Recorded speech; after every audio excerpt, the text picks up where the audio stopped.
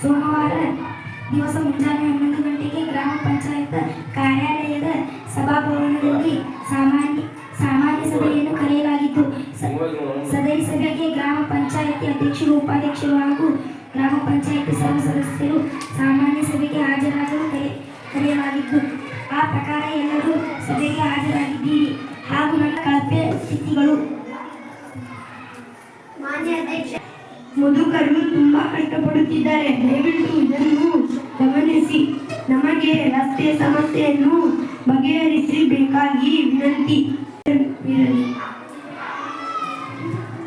ಕಾರ್ಯದರ್ಶಿಯವರು ಆ ಕಡೆ ಎಲ್ಲ ಸ್ವಲ್ಪ ನೋಡ್ಕೊಂಡ್ಬರ್ರಿ. ನೀವೇನು ಟೆನ್ಷನ್ ತಗೋಬೇಡ, ಮಾಡಿಸ್ತಾರೆ. ಜಲ್ದಿ ಮಾಡಿಸ್ತೀವಿ. ಸ್ಥಳೀಯ ಬಸ್ ನಿಲ್ದಾಣದ ಬಳಿ ಕಸದ ರಾಶಿ. ಮಾನ್ಯ ಅಧ್ಯಕ್ಷರೇ ಹಾಗೂ ಕಾರ್ಯದರ್ಶಿಗಳೇ, ನಮ್ಮ ಸೋನಿಯಾ ಗಾಂಧಿ ಗ್ರಾಮದ ಬಸ್ ನಿಲ್ದಾಣದಲ್ಲಿ ಕಸ ತುಂಬಿದ್ದು ಊರಿಗೆ ಹೋಗುವ ಬರುವ ಜನರು ತುಂಬಾ ಯಾತನೆಯನ್ನು ಅನುಭವಿಸುತ್ತಿದ್ದಾರೆ. ಬಸ್ಸುಗಳು ಬರುವ ವೇಳೆಯಲ್ಲಿ ತಡವಾದಲ್ಲಿ ನಿಲ್ಲಲು ಹಾಗೂ ಕುಳಿತುಕೊಳ್ಳಲು ಕಸದ ರಾಶಿ. ಎಲ್ಲ ಸ್ವಲ್ಪ ನೋಡ್ರಿ, ಯಾರ ಕಸ ಚೆಲ್ತಾರ ಅವ್ರಿಗೆ ಸೂಕ್ತವಾದ ದಂಡ ವಿಧಿಸ್ಬೇಕು. ಅದೆಲ್ಲ ಸ್ವಲ್ಪ ನೋಡ್ಕೊಂತೀವಿ. ಆಗ್ತೋರಿ ಅದು ಬೇಗ ಜಲ್ದಿ ಮಾಡಿಸ್ಕೊಡ್ತೀನಿ.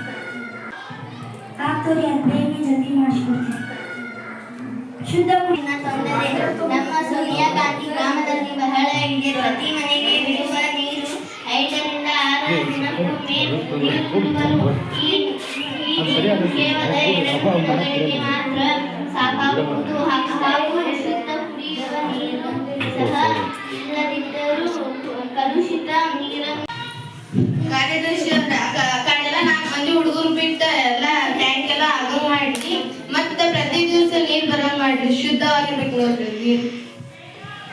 ಆಗ್ತೋರಿ ಜಲ್ದಿ ಟ್ಯಾಂಕ್ ಕಟ್ಟಿಸಿ ಪ್ರತಿದಿನ ನೀರು ಬಿಡಂಗ್ ಮಾಡ್ತೀನಿ. ಆಗ್ಬೇಕು ನೋಡಿ. ಬೀದಿ ಪ್ರಾಣಿಗಳ ಹೆಚ್ಚಳ ಮತ್ತು ರಸ್ತೆಯಲ್ಲಿ ಅವುಗಳ ಕಸ. ಹೆಚ್ಚಳ ಮತ್ತು ರಸ್ತೆಯಲ್ಲಿ ಅವುಗಳ ಕಸ.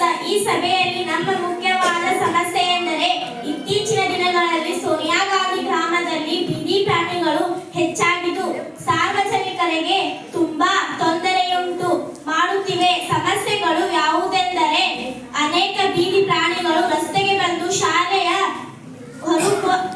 ಹೋಗುವ ಮಕ್ಕಳಿಗೆ ತೊಂದರೆ ಮಾಡುತ್ತಿವೆ. ಇದರಿಂದ ಶಾಲಾ ಮಕ್ಕಳು ಭಯಪಡುತ್ತಿದ್ದಾರೆ.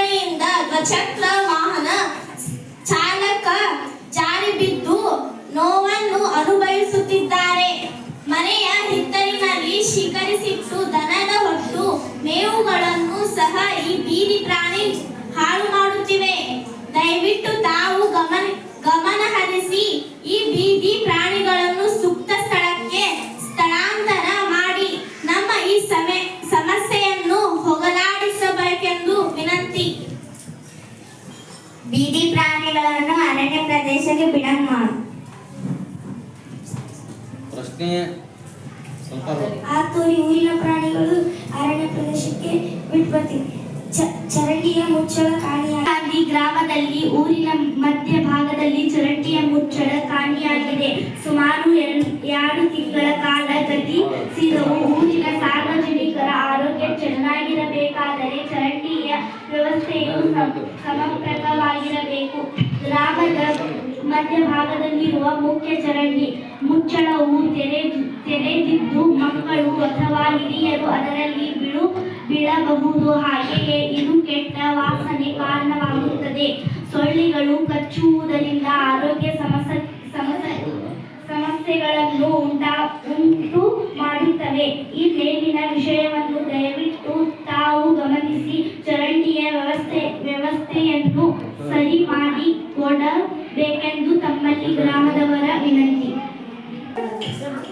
ಲೈಟ್ ಹೋಗಿದ್ರಿ ನಿಮ್ಗೆ ಈ ಮಾಡಕ್ ಬರ್ತೈತಿಲ್ರಿ ನಿಮ್ಗೆ ಅಲ್ಲೇ ಮೊನ್ನೆ ಹಾವು ಬಂದು ಒಬ್ಬರು ಸತ್ತಾರಿ.